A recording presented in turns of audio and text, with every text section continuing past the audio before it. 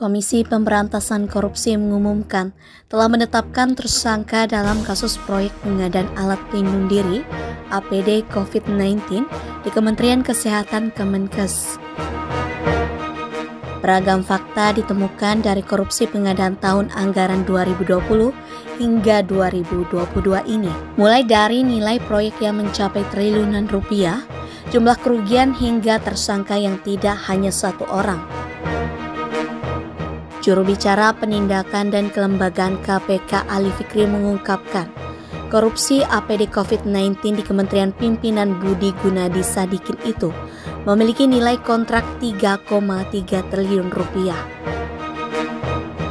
Dia menyebut, uang triliunan tersebut digunakan untuk membeli 5 juta set APD di masa pandemi COVID-19. Ali mengatakan, hingga saat ini kasus tersebut masih terus dalam pengembangan. Karena masih dalam pengembangan, Ali mengatakan tidak bisa memastikan jumlah pasti dugaan kerugian akibat praktik korupsi APD COVID-19 ini. Dia hanya menyebut dugaan kerugian keuangan negara karena ulah para tersangka mencapai ratusan miliar rupiah. Ali juga menyebut praktik korupsi yang terjadi dalam situasi pandemi itu tidak dilakukan oleh satu tersangka saja. Dia menyebut ada beberapa tersangka yang ditetapkan dalam kasus ini. Meski sudah menetapkan beberapa tersangka, KPK belum bisa mengungkap identitas para pelaku. Nama para tersangka ini akan diumumkan ketika penyidikan dinilai cukup. Berikut detail perbuatannya. Dalam perkara ini, KPK menjerat para tersangka menggunakan pasal 2 dan pasal 3 Undang-Undang Pemberantasan Tindak Pidana Korupsi.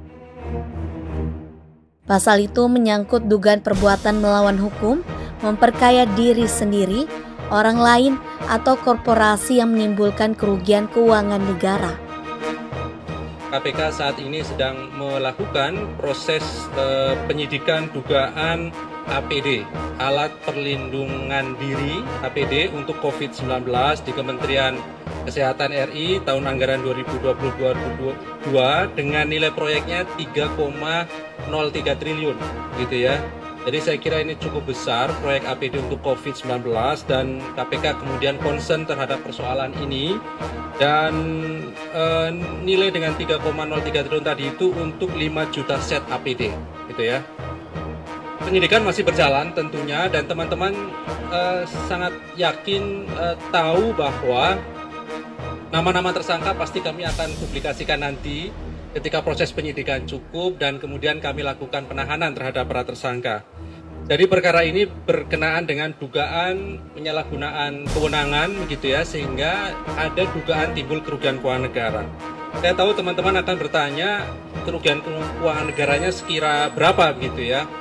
Jadi untuk sementara kerugian keuangan negara ini mencapai ratusan miliar rupiah gitu ya untuk tahun 2020 dan tentu nanti kami akan terus kembangkan lebih lanjut karena dalam proses penanganan perkara pasti diawali dengan bukti permulaan. Jadi ini titik poinnya, titik awalnya kami melakukan proses penyidikan yang sedang kami lakukan. Menjawab isu korupsi yang terjadi di Kemenkes, Kepala Biro Komunikasi dan Pelayanan Publik Kemenkes Siti Nadia Tirmizi menyebut, pengadaan APD COVID-19 tidak terjadi di era Menteri Budi Gunadi Sadikin.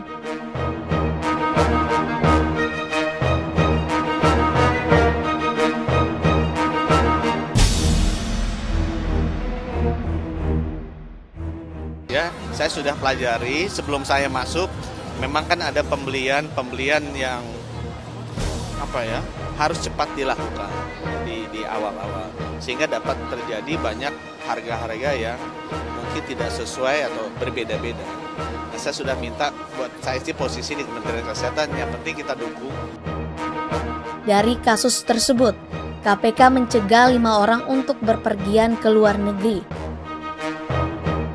Sebab kelimanya terkait penyidikan kasus dugaan korupsi pengadaan APD di Kemenkes tahun anggaran 2020 hingga 2022.